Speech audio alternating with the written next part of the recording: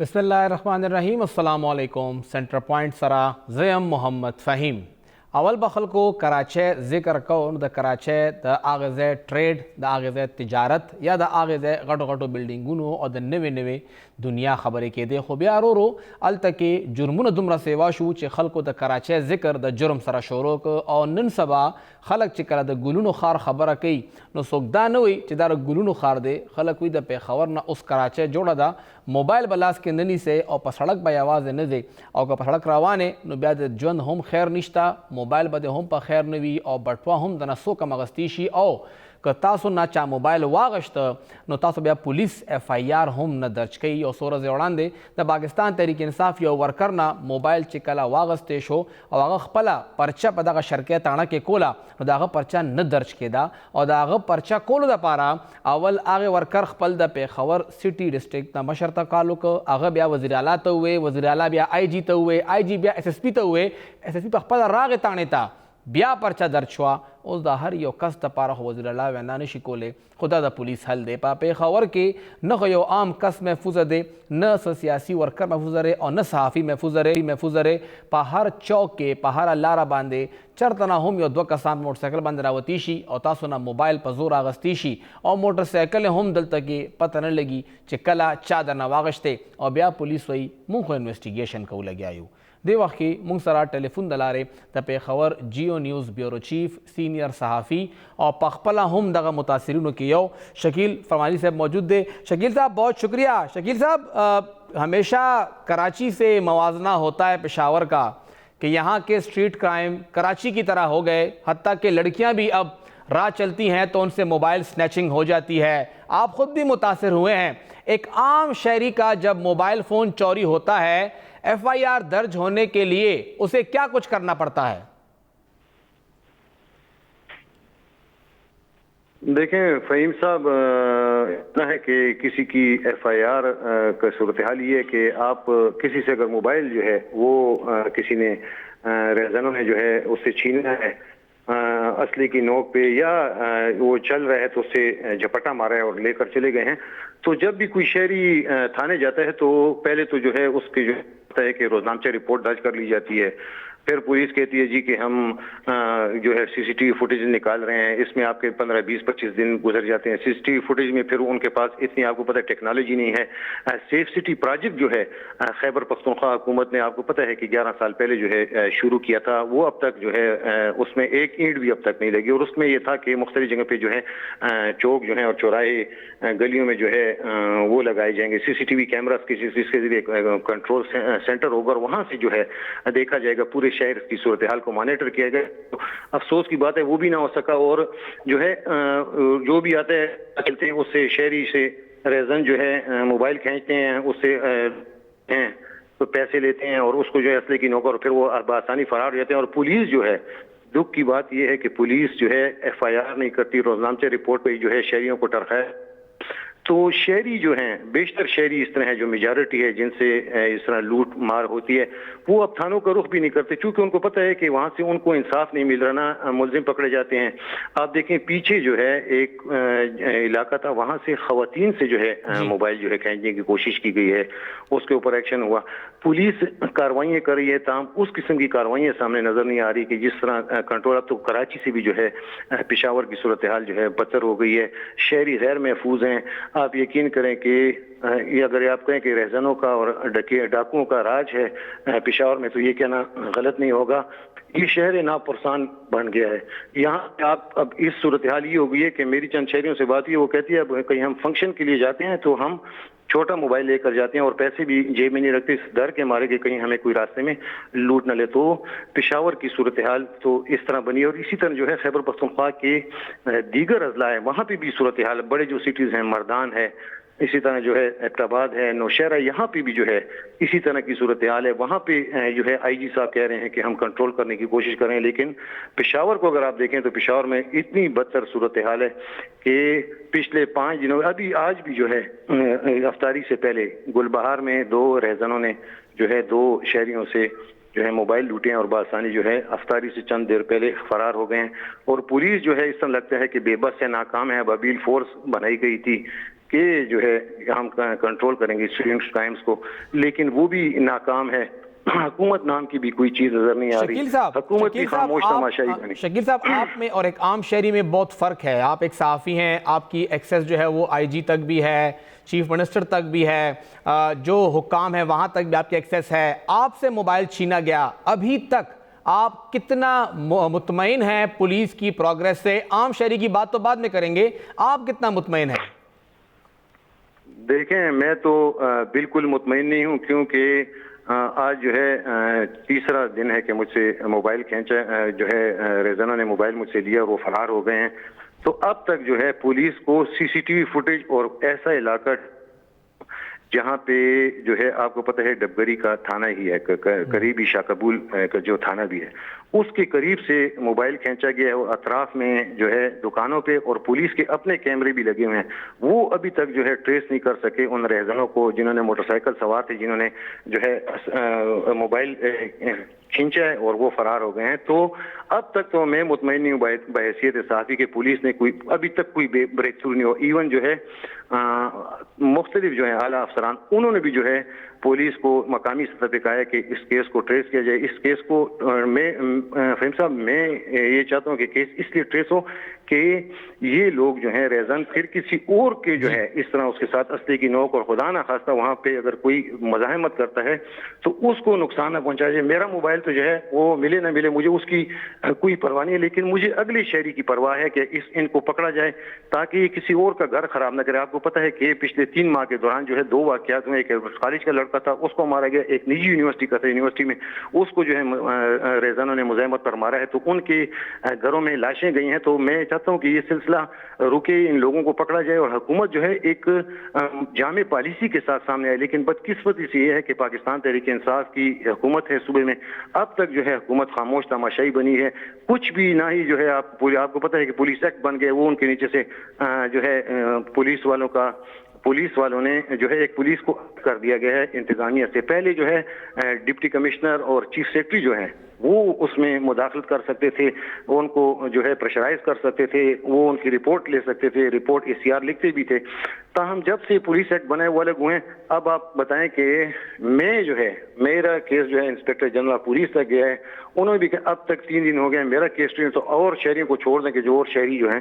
اسی طرح ہمارے ایک سینئر صحافی ہیں، ان کے بیٹے کو جو اسلامیہ کالج وہ جا رہے، اسلامیہ کالج کے قریب وہ ٹیوشن کے لیے جا رہے تھے، ان سے جو ہے اسلحے کی نوک پہ موبائل بھی کھینچے اور ان سے شناختی کارڈ بھی لے گئے اور پیسے بھی لے گئے. تو یہ وارداتیں جو ہیں دن بدن بڑھ رہی ہیں. اور پولیس جو ہے میرے والد کی موٹر سائیکل کھو گئی، اور ہمارے مشرق کے جو کرائم رپورٹر ہیں اور کورٹس رپورٹر ہیں نعمان صاحب، ان سے عدالت کے باہر موبائل لیا گیا ہے. ابھی تک اس کا بھی کوئی سراغ نہیں لگ سکا ہے. بالکل نہیں لگ سکا. اور فہیم صاحب اس کی دیکھیں ایک بڑی وجہ یہ ہے کہ یہ جو ہے انالیسز نہیں کر پا رہے حکومت. آپ دیکھیں کہ ان کی وجوہات کو جڑ سے اکھاڑنا جو ہے وہ بہت ضروری ہے. انفلیشن بڑی ہے، اسی طرح آپ کو پتہ ہے کہ جو ہے ان امپلائمنٹ ہے، اور اس جو ہے دھندے میں یا اس ریزنی کے واقعات میں جو کریکٹر ہمیں سامنے مل رہے ہیں وہ ایج وائز اگر آپ دیکھیں تو ہمیں لگ رہا ہے کہ 16 سے 30 سال کے درمیان جو نوجوان ہیں وہ اس جانب جا رہے ہیں. جب آپ دوسری ہے کہ مایوسی ہے، تو ان جو ہے عوامل کو بھی جو ہے دیکھنا ہوگا کہ ان عوامل کو ہم جب تک ایریڈیکیٹ نہیں کریں گے تو یہ ریزنی کی وارداتیں کم نہیں ہوں گی. اسی طرح جو ہے پولیس کے اوپر بھی جو ہے ایک برڈن ہے بڑا.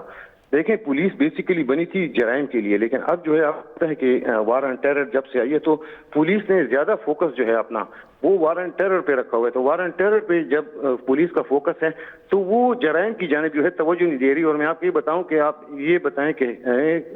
ڈبگری کا جو علاقہ ہے تھانے کے قریب جہاں مجھ سے موبائل کھینچا گیا ہے، وہاں پہ روڈ پہ کم از کم جو ہے 3-4 میل تک اطراف میں چاروں اطراف میں نے پولیس کا ایک اہلکار بھی نہیں دیکھا کہ افطاری سے پہلے وہاں پہ وہ موجود ہوتا. اگر کوئی سنیچنگ کر رہا ہے تو اس کو پولیس والے کو ہم کو شکایت کرتے ہیں، اس کے پیچھے جو ہے ابابیل فورس ہوتی ہے، موبائل ہوتی پولیس تو اس کا پیچھا کرتی. بدقسمت یہ ہے کہ پولیس کے پاس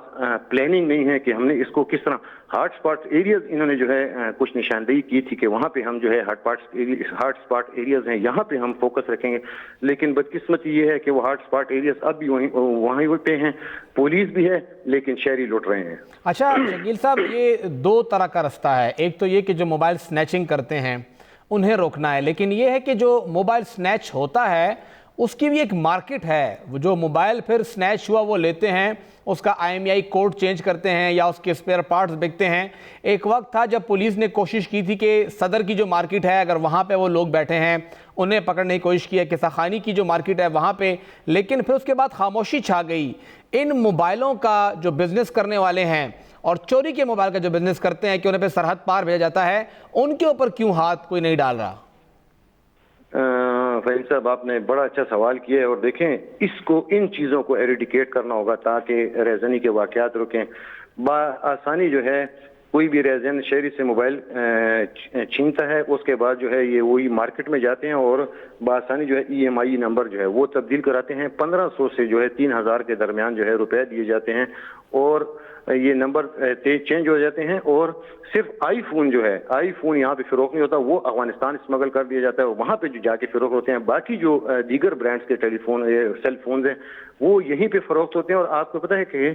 ایک ایپ جو ہے لانچ کی تھی پولیس نے جس میں یہ کہا گیا تھا کہ دکاندار جو خریدے گا وہ بھی انٹری کرے گا اور جو شہری جو ہے موبائل اپنا فروخت کرے گا وہ بھی جو ہے ابھی تک وہ بھی کرامت نہیں ہے, اپلیکیبل ہوئی ہے, لیکن میرا خیال اس کے ریزلٹ بھی کوئی سامنے, چونکہ امپلیمنٹیشن نہیں ہے. چیزیں بنا دیتے ہیں کہ ہم نے فلاں ایپ بنانی ہے, فلاں ایپ بنانی ہے, قوانین بن گئے. اور دوسری بات یہ ہے کہ آپ دیکھیں کہ BRT جیسا پروجیکٹ جہاں پہ آپ دیکھیں کہ درجنوں کیمرے لگے ہوئے ہیں, بلکہ سینکڑوں کیمرے لگے ہیں, وہاں پہ شہریوں سے جو ہے موبائل اور نقدی چھینی جا رہی ہے, اور وہاں سے جو ہے پولیس اور BRT کی انتظامیہ وہاں پہ بھی بے بس ہے. ان ریزنوں, ان ڈکیتی, ان ڈاکوؤں سے, ان چوروں سے وہ بآسانی کسی کا موبائل نکالتے ہیں اور وہ لے کر فرار ہو جاتے ہیں. تو آپ دیکھیں کہ کیمرے کی جو جگہ ہے جہاں پہ کسی کو نہیں, جہاں پہ آپ کی سخت سیکیورٹی ہے وہاں پہ بھی یہ کام ہو رہا ہے. تو میرا خیال یہ ہے کہ حکومت کو جو ہے ایک علی امین گنڈاپور صاحب کی حکومت کو ایک بڑا چیلنج ہے کہ وہ پشاور میں جو ہے یہ ریزنی کی جو وارداتیں ہیں ان کو, اور دیکھیں گاڑیاں بھی لوگوں سے چوری ہو رہی ہیں, موٹر سائیکل چوری ہو رہے ہیں, اسی طرح لوگوں کو لوٹا جا رہا ہے. نئی گاڑی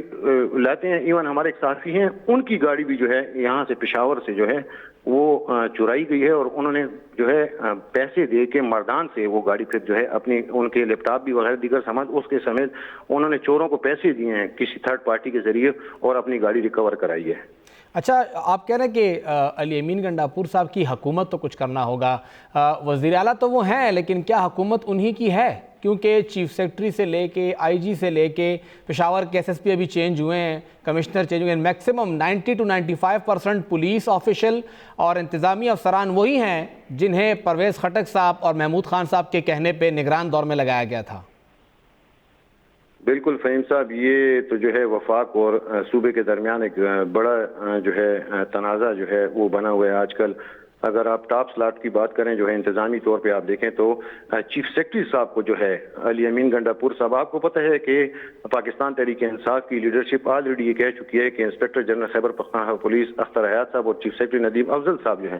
ان کے, ندیم اسلم صاحب, انہوں نے ان کے دور میں جبکہ PDM کی حکومت تھی اور پھر بعد میں نگراں حکومت بنی تو ان کے کارکنوں کے خلاف جو ہیں انہوں نے انتقامی کارروائیاں کی ہیں. عمر ایوب صاحب کا بیان آپ کے سامنے ہے, انہوں نے کہا تھا کہ ان دونوں افسران نے ہمارے خلاف کارروائیاں کی تو ان کو ہٹایا جائے گا. آپ دیکھیں کہ علی امین گنڈاپور صاحب کتنے بے بس ہیں کہ آج جو ہے 2-2.5 ہفتے سے زیادہ کا عرصہ گزر گیا ہے, نام انہوں نے وفاق کو بھیجے ہیں, چاہ رہے ہیں کہ ہم جو ہے شاہ ولی شاہ صاحب کو اگلے چیف سیکرٹری کے طور پر پوسٹ کریں. ابھی تک جو ہے وہ عمل جو ہے وفاق ان کی بات نہیں مان رہا. 2 افسران پہلے نے ایک نام بھیجا, اب 2 افسران نے مزید بھیجے ہیں, اب 3 ہو گئے. میری اطلاعات کے مطابق جو ہے وفاق نے ان کو ایک نام فلوٹ کیا ہے کہ اس نام کے اوپر ہم آمادہ ہیں, کہ میری اطلاع یہ ہے. لیکن میرا خیال ہے کہ علی امین صاحب جو ہے اب یہ بات جو ہے نہیں مان رہے, اور دیکھتے ہیں کہ مطلب وفاق جو ہے لیت سے جو ہے کام لے رہا ہے, ڈیلنگ ٹیکٹکس استعمال کیے جائیں. آج چیمہ صاحب سے بات ہوئی ہے, وفاقی وزیر جو ہے اقتصادی امور, ان کا کہنا یہ ہے کہ اس ہفتے کے آخر میں جو ہے چیف سیکرٹری کا معاملہ حل کر لیا جائے گا. میرا نہیں خیال کہ جو ہے علی امین صاحب جو ہے اتنا دباؤ وفاق پہ ڈال سکیں گے کہ وہ اپنی مرضی کا IG لے لیں. اپنی مرضی کا چیف سیکرٹری لیں، اور دوسرے فیز میں جو ہے یہ بات آج جو ہے آئی ہے کہ اگلے فیز میں مشیر اطلاعات جو ہیں بیرسٹر سیف صاحب نے کہا ہے کہ آئی جی صاحب کا تبادلہ کیا جائے گا. تو میرا خیال یہ ہے کہ وفاق کی جانب سے ریزسٹنس ہے. جب آپ کہہ رہے ہیں کہ ٹرانسفر پوسٹنگز نہیں ہو رہی، تو ٹرانسفر پوسٹنگ جو ہے ندیم اسلم صاحب جو چیف سیکرٹری ہیں اور آئی جی کو تو آپ کو پتہ ہے کہ سی ایم صاحب جو ہیں وہ مجبور نہیں کر سکتے، چونکہ پولیس ایکٹ کے بعد ان کے پاس اتنے اختیارات ہیں کہ وہ اپنی مرضی سے جو ہے افسران لگائیں گے اور ہٹائیں گے. ایس ایچ اوز اور ایس ایس پی اور ڈی آئی جیز کی تو یہ صورتحال ہے. بیوروکریسی کی جو بات کریں تو بالکل جو ہے 95-90% جو ہے پرانی بیوروکریسی کام کر رہی ہے. اپنے عہدوں پہ کچھ جو ہے تبدیلیاں کی گئی ہیں اور تعیناتیاں کی گئی ہیں، لیکن آپ کو پتہ ہے کہ پاور سینٹر جو ہے سی ایم ہاؤس نہیں ہے. پاور سینٹر ایک اور ہاؤس ہوتا ہے، ایک اور جگہ ہوتی ہے جہاں سے جو ہے جب تک ہدایات نہ ملی، جب تک جو ہے جہاں پہ کیبنٹ کی میٹنگ ہوئی ہے آپ اس کی بات کر رہے ہیں، وہ پاور ہاؤس ہے؟ بالکل وہ پاور ہاؤس ہے، اور کیبنٹ کی میٹنگ ہوئی ہے 2 دن پہلے. وہاں سے جو ہے جب تک کوئی ناڈ نہیں ملے گا، میرا نہیں خیال ہے کہ یہ اعلیٰ جو انتظامی عہدے ہیں ان پہ بیٹھے لوگ جو ہے ہل سکیں گے. اور آپ کو پتہ ہے کہ علی امین صاحب نے جو ہے کنفرنٹریشن کی پالیسی بھی جو ہے اپنائی ہوئی ہے وفاق کے ساتھ. تو میرا خیال یہ ہے کہ وقت اب اس طرح نہیں ہے کہ علی امین صاحب کنفرنٹریشن کر کے کچھ جو ہے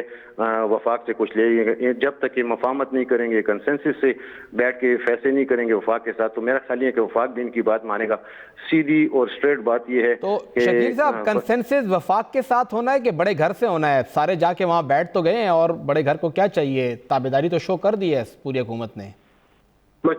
کچھ تبادلے جو ہیں فہیم صاحب، میرا خیال ہے کہ ان میں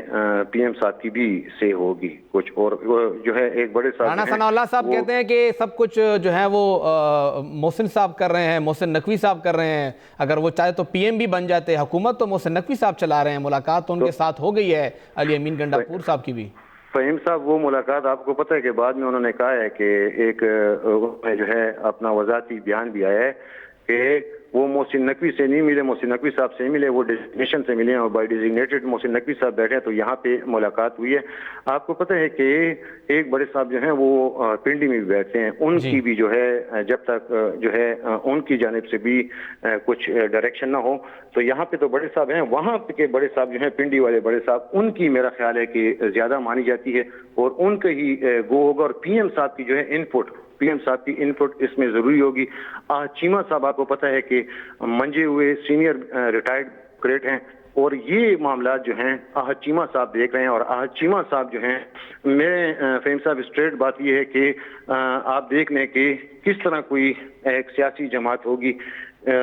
جو کہ اپنی مخالف سیاسی جماعت کو ایسا آفیسر دے گی کہ جو صوبے کی ترقی کا جو ہے ضامن ہوگا، اور دوسرا یہ کہ ان کی بات بھی مانے گا. وفاق چاہ رہا ہے کہ ایسا آفیسر ہو کہ جو کام بھی کرے اور جو ہے پاکستان تحریک انصاف کی لیڈرشپ کی جانب نہ دیکھے بلکہ اپنے کام کی جانب دیکھیں. ایک نیا نام جو ہے اس کی اطلاع جو ہے فلوٹ ہوئی ہے، وہ ہیں شکیل قادر خان صاحب. تو آپ کو ان کا پتہ ہے وہ چیف سیکرٹری بلوچستان ہیں، ان کا نام بھی جو ہے چیف سیکرٹری کی دوڑ میں آیا ہے. اور آپ کو ان کے طریقہ کار پتہ ہے کہ وہ جو ہے اپنے جس وقت وہ سیکرٹری فائنینس تھے اس وقت جو ہے اس وقت کے وزیر اعلیٰ کو انہوں نے جو ہے صفا انکار کیا تھا. شکیل صاحب آپ نے جس آفیسر کا نام لیا ہے مجھے 2010 بھی یاد ہے کہ آپ کی وہ بڑی فیوریٹ شخصیت ہیں تب سے، اور اگر آپ یہ کہہ رہے ہیں کہ وہ آ رہے ہیں تو پھر آپ کی یہ خبر جو ہے 100% درست ہی ہوگی. اور وہ یہاں پر بھی اے سی ایس رہ چکے ہیں، ایکسیپٹیبل ہیں یہاں پہ پی ٹی آئی کو بھی. وہ پی ٹی آئی کو فہیم صاحب ایکسیپٹیبل ہیں، لیکن ان کے بارے میں آپ کو پتہ ہے کہ ان کا نام جو ہے بیچ میں آیا ہے، سوچ ہو رہی ہے لیکن ابھی کوئی حتمی فیصلہ نہیں ہوا. لیکن ان کا ایک طریقہ کار ہے، وہ جو ہے بائی بک چلتے ہیں. اور اگر وزیر اعلیٰ صاحب نے ان کو کوئی ایسا کام کہا جو بائی بک نہ ہو تو وہ صاف انکار کریں گے. یہی وجہ بنی ہے کہ وفاق ان کو ایسا آفیسر دینا چاہتا ہے کہ جو سی ایم صاحب کو نہ دیکھے بلکہ بائی بک دیکھے اور بائی بک جو ہے کام کرے. اگر وہ صوبے کے لیے شکیل قادر صاحب بہت بہتر ثابت ہوں گے. وہ تابعداری بھی کرتے ہیں لیکن اپنے کام کو دیکھتے ہیں. آپ کو یاد ہوگا جب وہ یہاں پہ اے سی ایس تھے تو پرانے وزیر اعلیٰ صاحب کے ایک قریبی رشتہ دار کو انہوں نے نوکری بیٹھنے سے انکار کر دیا تھا، صاف منع کیا کہ میں اس کو جاب پہ رکھوں گا نہیں. پھر جب شاہب علی شاہ صاحب اے سی ایس بنے تو اس بچے کی نوکری لگ گئی تھی. بالکل، میں آپ کو یہ کہہ دوں کہ شکیل قادر خان صاحب جو ہیں اور شاہب علی شاہ صاحب دونوں ایسی شخصیات ہیں کہ جو صوبے کے لیے اگر ان میں سے کوئی بھی آفیسر جو ہے پوسٹ کیا گیا کسی آفیسر کو بھی تو وہ صوبے کے لیے بہت اچھا ہوگا، اور دونوں کے اپنے میرٹس بھی ہیں اور کچھ جو ہیں ڈی میرٹس بھی ہیں. لیکن یہ ہے کہ جو ان دونوں میں سے بھی آیا، میرا خیال یہ ہے کہ وفاق کوشش کرے گا کہ شکیل صاحب کو جو ہے پوسٹ کیا جائے، اور کہ جو پروونشل گورنمنٹ ہے وہ چاہ رہی ہے کہ شہاب علی شاہ صاحب آئیں. دونوں تگڑے آفیسر ہیں. یہ ہے کہ شکیل صاحب کے یہ ہے کہ شہاب صاحب بھی اگر آپ ان کو کہیں کوئی ایسا کام ہوا جس میں وہ دیکھتے ہیں کہ ان کے لیے کرنا مشکل ہو تو وہ بھی انکار کرنے کی صلاحیت رکھتے ہیں. لیکن شکیل صاحب جو ہیں وہ زیادہ اسٹریٹ فارورڈ ہیں، وہ بالکل اسٹریٹ انکار کریں گے. اور آپ کو پتہ ہے ماضی میں اس طرح ہو چکا ہے. صرف یہ نہیں، فنڈز کے اوپر بھی جب وہ سیکٹری فائنینس سے اور اے سی ایس سے اس وقت بھی انہوں نے جو ہے صوبائی حکومت کو انکار کیا تھا کہ میں فنڈز ریلیز کروں گا اور نہ ہی کوئی ٹرانسفر پوسٹنگ کروں گا اور نہ ہی کوئی جو ہے بھرتیاں کروں گا. آپ لوگوں کے کہنے پہ میں میرٹ کے اوپر کام کروں گا، اور میرٹ کے اوپر دیکھتے ہیں اور دیکھ لیں کہ جس وقت سیکٹری فائنینس سے انہوں نے فائنینس ڈپارٹمنٹ کو کس طرح اوپر اٹھایا تھا، اور ایسے پارٹ پیسے جن کا کسی حکومت کو بھی پتہ نہیں تھا کہ ان کے پیسے مختلف جو ہے اکاؤنٹس میں پارک پڑے ہوئے ہیں. 180 ارب سے زائد روپے جو غائب تھے انہوں نے وہ نکالے تھے. بالکل 180 ارب روپے سے زائد جو ہے انہوں نے نکالے تھے. اور اب جو ہے مسئلہ یہ ہے فہیم صاحب کہ یہ تو ان کی ریکوزیشن اگر یہ وہ ان کو بھیجیں، اب یہ ہے کہ سی ایم بلوچستان جو ہیں آپ کو پتہ ہے وہ بھی جو ہے بڑی طاقتور شخصیت ہیں. وہ شکیل قادر صاحب کو ریلیف کرتے ہیں کہ نہیں، یہ بھی ایک بڑا مسئلہ ہے اس کے لیے کہ اگر وہ بلانا بھی چاہیں اور سی ایم بلوچستان اڑ گئے کہ میں ان کو نہیں چھوڑتا، کیونکہ آپ کو پتہ ہے کہ شکیل قادر خان صاحب جہاں پہ بھی ہوں گے وہ ڈیلیوری کریں گے. تو وہ اگر سی ایم صاحب اڑ گئے تو میرا خیال ہے پھر یہ معاملہ مشکل ہوگا. پھر میں یہی کہوں گا کہ علی امین صاحب یا وفاقی حکومت کی بجائے سی ایم بلوچستان صاحب کی بات، سی ایم بلوچستان جو ہے ان کی بات مانی جائے گی، اور وہ جو ہے رکوانے میں کامیاب ہوں گے شکیل قادر خان صاحب. ان کے تعلقات بھی بڑے گھر کے ساتھ بہت اچھے ہیں. بہت شکریہ شکیل فرمان علی صاحب ہمیں وقت دینے کے لیے. اور سنگائی ذکر ہو کہ دا دو نمونہ اگوی دا شکیل قادر صاحب ذکر ہو کہ شکیل فرمان علی صاحب شکیل قادر صاحب دلتا ڈی جی پی ڈی ایم اے پاتے رہے، سیکٹری فائنینس پاتے رہے، اے سی ایس پاتے شوے دے، بلاشے عہدو باندې کار کړی دی او ډیر زیات سټریټ فارورډ دی. لکه د هغوی چې څنګه ذکر مونږ وکړ شهاب علي شاه صاحب او شکیل قادر صاحب د دواړو کمپیټنسي لیول یو مره دی. دواړه ډېر ښه طریقې سره کار کوي. پوره صوبه دا دواړه کسان چرولی شي که دا دواړو کسانو کې یو راغی نو الیمین صاحب به تقریبا 90% کار نه بېغمه شي. دا دواړه د صوبه چلولو کې خو دواړو کې فرق دا دی چې شکیل قادر صاحب به په هره خبره اوجي نه کوي، هغه به ورته ودرېږي او شهاب علي شاه صاحب له چل ورځي لږ ورته کې پولیټیکل ګیمکس هم یې له ورځي نو هغسې کار روان ساتي. خو دا دواړه څنګه چې شکیل صاحب وویل چې شکیل فرمان صاحب وویل چې شکیل قادر یا شهاب علي شاه دا دواړه د صوبې دپاره ډېر ښه دي او ډېر پوزیټیو ساین به وي. یو وړه شان دم اخلو.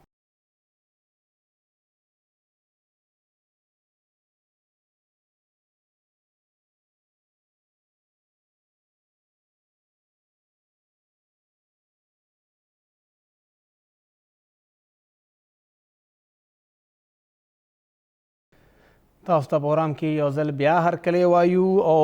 لږ ساعت وړاندې چې کوم خبر باندې موږ ډسکشن کوو هغې کې نور اپډیټس راله. اول به د خبر بیکګراونډ درته ووایم او بیکګراونډ دا دی چې په 28 مارچ باندې د خیبر پښتونخوا هایر ایجوکیشن ډپارټمنټ یو نوټیفیکیشن وایسته. دې نه مخکې هغوی یو ختم لیکلی و ټول یونیورسټیانو ته چې تاسو ټول څومره هم ډپارټمنټس یې مطلب که یو ډپارټمنټ پر نور یونیورسټیانو کې دی نو د هغې ډپارټمنټ کم کریکولم دی کم سیلیبس دی هغه د نورو یونیورسټیانو سره هم آهنګ وي. یو رنګې سیلیبس پڑھاو کې لکه اوس که اردو ډپارټمنټ په ګومل یونیورسټۍ کې دی، په پېښور یونیورسټۍ کې دی، عبدالولي خان یونیورسټۍ کې دی، په سوات کې دی، په هزاره کې دی، نو ټولو کې دی یو رنګې کریکولم راشي او بیا چې کوم ورسره افیلیټډ کالجز دي هغې کې به هم دغه کریکولم راځي. د هغې نه پس پرون نابدرز د هایر ایجوکیشن کمیشن لخوا یو خط ولیکلی شو سیکټري هایر ایجوکیشن ډپارټمنټ مطلب خیبر پښتونخوا حکومت ته چې تاسو چې کوم کار کوئ دا د ایچ ای سی مینډیټ دی، دا کار تاسو نشئ کولی او ستاسو د دغې کار د وجه نه ډېر زیات یو غیر یقیني یا تذبذب کنفیوژن جوړ شوی دی. ځکه دا لیټر تاسو واپس والی، نوټیفیکیشن واپس والی او ایچ ای سی خپل کار ته پرېږدی. که چرې یوې یونیورسټۍ هم د ایچ ای سی پروګرام لاندې خپل پروګرام ونه چلاو او د هغې نصاب د ایچ ای سی نصاب مطابق نه نو موږ به بیا هغه ډیګري اټسټیشن د هغې تصدیق نه کوو. دا یې ورته وویې. د هغې نه پس اوس لږ ساعت وړاندې د هایر ایجوکیشن ډپارټمنټ لخوا یو خط لیکلی شوی دی د ایګزیکټیو ډایرکټر هایر ایجوکیشن کمیشن ته او دا یې ورته وویې چې سیلیبس جوړول د 18 امینډمنټ نه پس زمونږ کار دی، ستاسو کار نه دی. تاسو خپل لیټر واپس وډرا کې ولې چې دا زمونږ خپل ذمہواري ده او موږ ته د خپل کار پته ده. اوس دې کې د چا څه کار دی او دا ډپارټمنټ دا محکمې په خپلو کې جنګیږي او هغه سینسټیو محکمه ده چې د ماشومانو مستقبل دې سترل شوی دی 34 څلور دیش سرکاري یونیورسټۍ او تقریبا 9 پرایویټ یونیورسټۍ په خیبر پختونخوا کې دي دا 3 څلوېښت یونیورسټیانې به څه کوي هغې کې به څه کیږي دا یو غیر یقیني ده. ډاکټر ظفر حیات صاحب موږ سره موجود دی فپوا کې منظم مهارشته دی او په خپله هم د وخت کې عبدالولي خان یونیورسټۍ کې دی. ډاکټر صاحب ډېره مهرباني. ډاکټر صاحب د دواړو ادارو په جنګ کې دا ماشومان به څه کوي؟ فهیم صاحب ډېره مهرباني ده. یو اهم دغه دی اصل کې 2010 کې چې کله 18th امندمنت وشو نو څه څیزونه چې دی نو هغه بیا صوبو ته دغه شو او زمونږ هایر ایجوکیشن ډپارټمنټ زمونږ صوبه دا وایي چې یاره کریکولم او سلیبس چې دی نو دا هم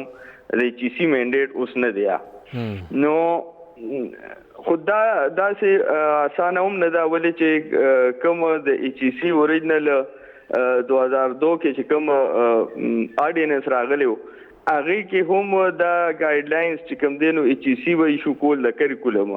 بیا 2023 کې چې کوم امندمنټس وشو او بیا هغې کې سینټ کې یو لویه کمیټي جوړه شوه هغې هم دا وکتل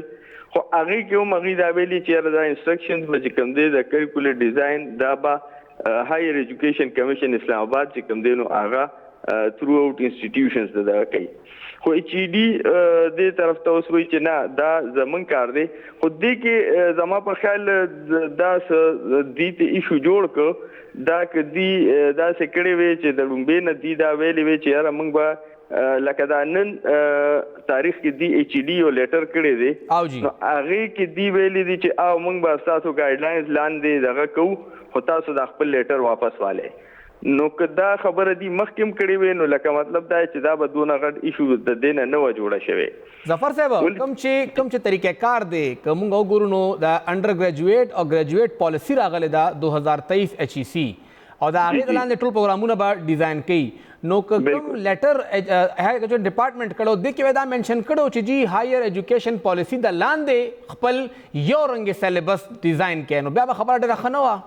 بیا به خبره بالکل ډیره ښه وه دلته کې دینه ورسایډ شوی دی او دی لکه پکار خو دا دی چې دلته کې دی پروینشیل ایچ ای سی جوړه کړي زموږ ورته مخکې نه دا ډیمانډس دي نو چې هغه جوړه شي نو د هغې لاندې به دا څیزونه چې کوم دی نو هغه ډېر زیات سموت او دغه طریقې سره وشي او دې کې لکه هغه کولیبوریشن او کاپریشن چې کوم دی نو هغې پکې لږ ورته فقدان دی. بل دې کې دي تاسو خو ایچ ای ډي ایکټ هم حوالې دي ورکړي دي ایچ ای سی ایکټ هم حوالې ورکړي دي خو یونیورسټیز ایکټ چې کوم دی نو هغه دي بالکل دې کې اکثر دغه کړی دی لکه یونیورسټیز ایکټ 2012 چې دی هغې کې دا اکیډمیک اټونامي چې کوم دی نو دا ورکړی شوی ده او بیا پاور چې دی چې کوم د کورسز اف سټډي دي هغه پاور چې دی نو هغه بیا د اکیډمیک کونسل دی هغې به سکیم اف سټډیز چې کوم دی نو هغه پروپوز کوي نو نو دې کې دا ده چې لکه یو خو زه په دې نه پوهېږم چې هر یو شی موږ یونیفارمیټي طرف ته ولې بوځو ډایورسټي موږ ولې دونه چې کوم دی نو هغه خلاف یو دې کې لکه که زه تا ته یونیورسټیز لیول باندې خبر وکړم نو دا سکیم اف سټډیز چې دي نو دا اول ډپارټمنټ کې دنه بورډ اف سټډیز دي او هغې بیا چې کوم دی نو اکیډمیک کونسل نه دغه کوي خو دا ټول ایچ ای سی ګایډلاینز لاندې ایچ ای سی یو کریکولم 2018 پورې هغې د هر ډپارټمنټ کریکولم هغې اپروف کړی دی او هغه زیات تر فالو کیږي هغې نه پس هغې دا کار پرېښی دی دې کې نیشنل کریکولم کمیټیز چې کوم دی نو جوړو هغې به دا څیزونه چې کوم دی نو هغه به اپډیټ کولم موږ هغې ته اوس هم ویلي دي چې یاره دا تاسو اپډیټ اوس ضرورت شته خو هلته کې ایچ ای سی سره هم د فنډینګ مسله ده نو هغه شی هغې دې وخت کې پرېښی دی نو زما په خیال هغه ګیپ فیل کولو لپاره چې کوم دی نو صوبې دې ته ځان انټر کړی دی خو هغه طریقې کار یې زما په خیال چې دونه دغه نه دی او تاسو کوم ذکر کوی لګی نو د دې لاندې به اوس یونیورسټیانې څه کوي لکه یونیورسټي خو به ایچ ای سی ته ګوري که ایچ ای ډي ته ګوري اصل کې دا اوس ایچ ای سی خو ته ښکاره ویلي چې بھائی موږ به ډیګرۍ دغه کوو نو هغه چې کوم دی نو بیا به زموږ نه دا دغه نه کوي چې یاره دا ولې ډیګرۍ دغه نه شوې دویم هلته کې هغې حواله ورکوي چې کوم باډیز دي لکه فار ایگزامپل دا چې کوم مختلف قسمه انجینیرینګ کونسل دي یا اګریکلچر کونسل دي یا داسې نور کونسلز دي میډیکل کونسل دی کې د نه او جی نو هغه چې کوم دی نو داسې سيزونه داسې سبجیکټ چې کوم دی نو هغه ته طرفه راځي او دا ایچ ای سی به خامخا فالو کیږي ولې چې بیا وګون پاکستان کې به دا مسله جوړه شي یو صوبه کې به کوم دی نو دغه او بل خو دې کې دا ده چې هغه ګایډلاین چې کوم دی نو په دې په کې دا مخکې نه منشن کړی چې را چې کوم دی ایچ ای سی ګایډلاینز دي هغه به موږ فالو کوو او د هغې رڼا کې به موږ دې کې اپډیشن هم کولی شو او چینجز هم پکې کولی شو نو هغه بیا دې کولی شوې صحیح تاسو وایئ چې ایچ ای سی به ګایډلاینز ورکوي خو ایچ ای ډي د هغې په ډومین کې نشي تللی او د ایچ ای ډي خپل اختیار شته ایچ ای ډي خپل اختیار شته ایچ ای ډي چې کوم دی نو دغه کولی شي خو لکه دا به دی with consultation of universities کوي او in light of higher education commission دغه به کوي نو دې نه به چې کوم دی نو higher education کې یو مسله نه راځي دویم دی اکراس چې کوم دی نو د سکیم اف سټډیز یو خبره کړې ده چې یاره دا موږ سټینډرډایز کو او اکراس د پروونس بی ایس کې نو دې کې دې ته دا پته نشته چې هر یونیورسيټي کې هر ډپارټمنټ کې خپل یو دغه هغه سکیم اف سټډي د خپل یونیورسيټي چې کومه فیکلټي ده یا کوم دین هغه سره چې کوم مین پاور دی یا چې کوم د ریسرچ پاور دی هغه مطابق هغه سکیم اف سټډیز کې چینجز کوي لکه فار ایگزامپل 50 سبجیکټس 50 کورسز چې کوم دی د یو سبجیکټ هغه هلته نه اپروف کړی دي نو ډپارټمنټ چې دی نو بیا دی ان لیبرټي دی چې دی کم کورسز چې کوم دی نو کم سمستر کې خي نو دی خپل نیټ ته ګوري خپل دغه ته ګوري هغه نه خیر ایچ ای سی ګایډلاین ډیر زیات اوس چې کوم نوې راغی چې تاسو به خامخا جنرال کورسونه دیش کریټار به پهلا سلور سمسترو کې پورا کوي چرته به میجری چرته به بیا کې دنه انټر ډسپلینری دا ته اثر چې کم دا یو نوې شوشا کول او شوی دا ایچ ای سی لخوا اسوسییټ ډیګري پروګرام دا یکسانیت یا سیمیلریټي یا یو رنګې دا ټول سلیبس جوړول دا هغې طرف ته خو نه ځي ولې چې اوس یو کس په ګومل کې ناست دی او هغه هلته 2 کاله سایکالوجي ویله او 2 کاله پس زه خو بی ایس انګلیش ویل غواړم او پېښور یونیورسټۍ کې به ویم او 2 کاله پس هغه بیا دې خوا راځي او دلته کې بیا هغه ته برجنګ سیمسټر آفر کیږي دا سیسټم ډېر زیات کنفیوژن جوړ نه کړ د کې اصل کې دی چې کوم هغه اسوسییټ ډیګري کې 2 کال دی کورسز تقریبا یو شان کړه نو هغه سیستم لکه یو خو هغه سپیشلایز دغه چې کم دی نو هغه ورو به د سره ختميږي ډیمینش کیږي کنه او دغه مسلې به راځي چې لکه مطلب دا دی چې هغه د یو یونیورسيټي نه بل ته چې نو مخکې به داسې وو چې فار ایگزامپل ته به د یو پروګرام کې یو یونیورسيټي کې ایډمیټ وي کتابه مایګریشن بل ته کو نو الته به یو کمیټي به هغې به ستا کورسونه وکتل او د خپل کورسونو سره به کمپیر کړه نو بیا به تا ته ووایي چې یاره دا 2 کورسونه ته نه به ووایه یا چې کوم دی نو تا دا ویلي دي نو هغه حساب سره به هغه دغه کړه اوس چې دی نو اوس به د دې نه نورې مسلې به پکې روځي لکه معامله یې روانه کړه ښه نه کړه خراب یې کړه نو اصل کې دا خو لکه ایچ ای سی هم هلته نه چې کوم دی نو دا خو ډېر براډ ټرم په دې کې چې کوم دی نو مشاورت پکاري هغې نه پس پالیسي چې کوم دی نو دا کېدل پکاري ایچ ای سی هغه انډر ګریجویټ پالیسي څومره په جلدی کې راوسته چې په خپل هم بیا نه شو امپلیمنټ کولی همداسې ده جی بالکل همداسې ده ډېره مهرباني ډاکټر ظفر حیات صاحب او څنګه خبره وشوه چې څه کار هم کوئ کم از کم دا ادارې د خلکو مستقبل د سره بالکل یو غیر یقیني سره مخ شي چې اخر زه به اوس څه کوم لکه زما یونیورسټي وایس چانسلر زما ټیچران ټول د ایچ ای ډي لاندې دي خو ایچ ای سی وایي چې ګوره که زما خبره نه منئ نو ستاسو دا ډګري به زه ویریفای کوم نه خپلو کې ادارې په جنګ شي خپل اختیار دپاره او بیا د هغې دا حل روځي چې شومانو مستقبل نه کلیر کیږي یونیورسټیان هم یو بل ته ګوري 27 تاریخ باندې نوټیفیکیشن شوی دی او پرونه پورې بلکې نن پورې د هغې کمیټیانو کې د یو کمیټۍ میټینګ هم نه دی شوی او ورته ویلي چې 2 هفتو کې دننه تاسو خپل کریکولم سلیبس ډیزاین کې موږ سره شیر کړئ څنګه به شیر کوي اوسه پورې یو میټینګ هم نه شوی او زموږ اطلاعات داري چې کوم یو واتساپ ګروپ جوړ شوی دی را ایچ ای ډي لخوا دغې کمیټیانو دپاره هغې کې هم چا څه خبرې نه دي کړې بس ګروپ دی او هغه جوړ دی یو بل ته پکې سلام دعا کړي دي نور لا پروګرس پای کې نه دی شیر شوی یو وړه شنده ماخلو